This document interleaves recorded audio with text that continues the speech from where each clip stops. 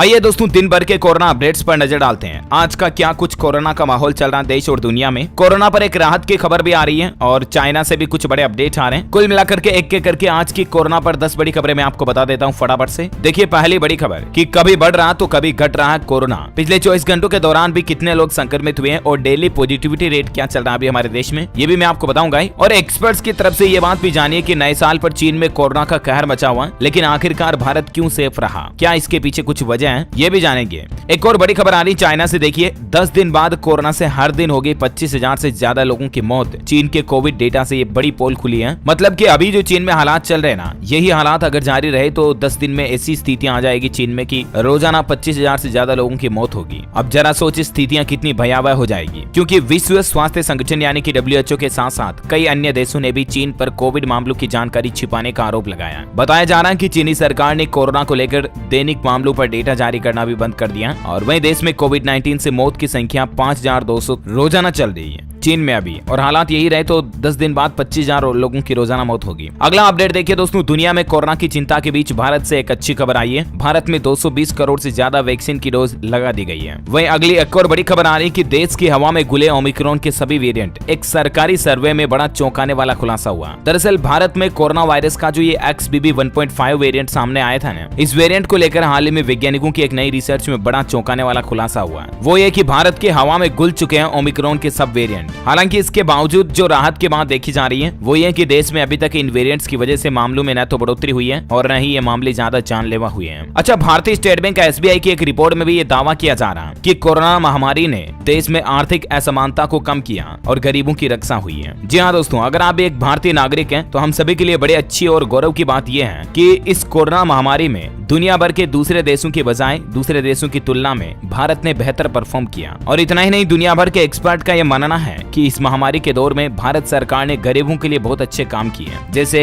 मुफ्त राशन योजना जो चलाई जा रही है उसको अभी 1 साल और बढ़ा दिया, तो ये कुछ गरीबों को बेनिफिट दिए गए। हालांकि इस महामारी ने देश की इकोनॉमी GDP पर भी असर डाले। कई सारे उद्योग, कारखाने, काम धंधे, मिडिल क्लास लोगों को बिजनेस में नुकसान हुआ काफी ज्यादा, वो लॉकडाउन वगैरह की वजह से हुआ। तो इस वजह से क्या कि गरीब अमीर के बीच की खाई जो थी ना वो कम हुई है। कहने का मतलब ऐसा नहीं है अब देश में एक्सपर्ट का ये कहना कि गरीब गरीब होता जा रहा, अमीर अमीर होता जा रहा, ऐसी स्थितियां अब हमारे देश में नहीं है। अब गरीब भी पैसे वाले बन रहे हैं, जो कि एक राहत की बात है, अच्छी बात है, राइट। अच्छा, अगली बड़ी खबर देखिए, देश और दुनिया में कोरोना का खतरा बढ़ रहा है और इसी बीच चीन में भारत के नाम पर फर्जी दवाइयां भी बिक रही हैं। जापान में पिछले एक सप्ताह का डेटा आ रहा है 11 लाख नए केस आए। वहीं अगला अपडेट आ रहा है कि हज यात्रा से कोरोना से संबंधित सारी पाबंदियों को हटा दिया गया। अब दुनिया भर से हर उम्र के लोग मक्का जा सकेंगे। सऊदी सरकार ने जायरीनों की सीमा भी खत्म कर दी है। सऊदी अरब ने हज यात्रा पर कोरोना के दौरान लगाई गई सारी पाबंदियों को हटा दिया, यानी कि हर उम्र का व्यक्ति हज यात्रा पर जा सकेगा और जो कुछ प्रतिबंध थे वो भी हट चुके हैं। 2019-20 के दौरान कोरोना के चलते हज यात्रियों की श्रद्धालुओं की संख्या पर भी लिमिट लगाई थी, तो उन सबको भी हटा दिया। इस साल हज के लिए ऑनलाइन एप्लीकेशन शुरू हो चुके हैं। 5 जनवरी को ऑनलाइन एप्लीकेशन खुले थे जो 15 फरवरी तक चालू रहेंगे। माना जा रहा कि 2023 में भारत से इतिहास के सबसे ज्यादा हज यात्री हज यात्रा करने के लिए जा सकते हैं, है ना। और कोरोना पर अगली बड़ी खबर आ रही दोस्तों की देश में मौजूद है ओमिक्रॉन के सभी सब वेरिएंट। कोरोना के खतरे के बीच सरकार ने एक अहम जानकारी दी है। मतलब कि देश और दुनिया में अलग अलग देशों में जो कोरोना के ओमिक्रॉन के सब वेरिएंट चल रहे हैं ना, जैसे XBB 1.5, BF.7, XBB वेरिएंट्स के अलग अलग और सब वेरिएंट, तो वो सारे लगभग 11 तरह के कोरोना के अलग अलग ओमिक्रॉन वेरिएंट जो है ना, उनके केस भारत में पॉजिटिव अवेलेबल हैं। और ये एक बड़ी चिंता की बात है कि कहीं इन केस से वापस मतलब महामारी बड़ा रूप ना ले लें, क्योंकि भारत में कल ही XBB 1.5 वेरिएंट का एक और केस मिला था। अमेरिका से भारत आया एक स्टूडेंट इस वेरिएंट से पॉजिटिव पाया गया था। तो इसके बाद अभी हमारे देश में टोटल 8 मामले हो चुके हैं XBB 1.5 वेरिएंट के। बहरहाल हम भारत में आंकड़ों की बात करें दोस्तों तो कोरोना संक्रमण से पिछले 24 घंटों के दौरान एक मरीज की मौत हुई और 121 नए मामले सामने आए। और जो एक मरीज की मौत हुई ना वो राजधानी दिल्ली में हुई। कोविड पर स्वास्थ्य मंत्रालय की तरफ से ये ताजा आंकड़े जारी किए गए हैं। तो ये राहत की बात है कि 24 घंटों के दौरान आने वाले आंकड़ों की संख्या भी देश में तो कम होती जा रही है। हालांकि राष्ट्रीय राजधानी दिल्ली में 2023 में कोविड से इस साल की पहली मौत आज ही हुई है। अच्छा, राजस्थान से खबर आ रही कि अब सतर्क होने की जरूरत है। राजस्थान में 2 नए संक्रमितों के साथ प्रदेश में 70 सक्रिय मामले चल रहे हैं। कोरोना के एक्टिव केस अभी राजस्थान में 70 चल रहे हैं। अगला अपडेट आ रहा कि राजस्थान में कोरोना को लेकर एक और खबर आई, किन किन जिलों में सामने आए नए मामले। तो देखिए आप, पिछले 24 घंटों के दौरान राज्य में 5 नए मामले सामने आए, जिनमें 3 जयपुर, 2 मामले उदयपुर से मिले। मध्य प्रदेश में देखिए पिछले 24 घंटों में एक भी कोरोना पॉजिटिव केस नहीं मिला और हजारों लोगों का वैक्सीनेशन भी हुआ। और बाकी दोस्तों, विशेषज्ञों यानी कि एक्सपर्ट का कहना है कि भारत में कोरोना का खतरा ज्यादा नहीं है, बस कुछ खास बातों का ध्यान रखें। केंद्रीय स्वास्थ्य मंत्री मनसुख मांडविया ने भी देशवासियों को एक बार फिर से संबोधित करते हुए कहा कि कोरोना के जो कुछ ओमिक्रॉन के सब वेरिएंट देश में आ रहे हैं ना, इस बीच आप मास्क लगाएं, सोशल डिस्टेंसिंग बनाए रखें और थोड़ा सावधान और सतर्क रहें। सरकार के कोविड प्रोटोकॉल्स को पालन करें, तो इससे आप सेफ रह पाएंगे, बच पाएंगे, है ना। और बाकी एक आपके हेल्थ को लेकर एक और रिसर्च सामने आ रही, देखिए नवंबर से जनवरी तक का ये मध्य प्रदेश के भोपाल का आंकड़ा है। देखिए 1650 लोगों को हार्ट अटैक आया और बड़ी चौंकाने वाली बात यह कि इनमें से 90% लोगों को कभी कोरोना भी नहीं हुआ और जो 10% संक्रमित थे ना, उनमें से भी सिर्फ 2% एडमिट हुए। तो कहीं ना कहीं हाल ही में आपको पता होगा कि हार्ट अटैक और कोरोना से संबंधित या कोरोना वैक्सीन से जुड़े कुछ लिंक बताए जा रहे थे। तो अभी इस पर डॉक्टर्स का कहना है कि कोरोना से हार्ट अटैक का कोई लिंक साबित नहीं होता है, क्योंकि काफी हार्ट अटैक के मामले बिना कोरोना पॉजिटिव लोगों को भी आ रहा है। हालांकि यहाँ पर अभी भी चौंकाने वाली बात यह है कि ज्यादातर मरीज ऐसे हैं जिन्हें वैक्सीन की दोनों डोज लगी हुई है, उन लोगों को हार्ट अटैक ज्यादा आ रहे हैं। लेकिन फिलहाल ये भी सिर्फ एक तथ्य कयास के तौर पर बताया जा रहा है, इस पर कोई रिसर्च अभी तक साबित नहीं हुई है कि कोरोना वैक्सीन की वजह से लोगों को हार्ट अटैक आ रहे हैं, है ना। ओके, तो उम्मीद है आज दिन भर की कोरोना बुलेटिन और बड़ी खबरें आपको जरूर जानने मिली होंगी। वैसे आप भारत में कौन से राज्य में रहते हैं कमेंट करके बताइएगा।